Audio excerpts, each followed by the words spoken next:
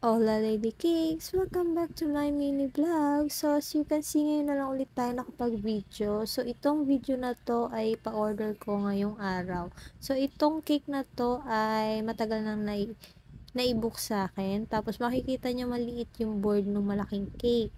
Tapos yan, bento cake. I-insert ko na lang dyan yung outcome. Hindi ko na siya na-videoan kasi simple lang naman siya. Then, itong malaking cake, makikita nyo, yan, mas malaki na yung board. Pinalitan ko yung board, nilipat ko siya sa board na mas malaki kasi may mga details pala na ilalagay doon sa board.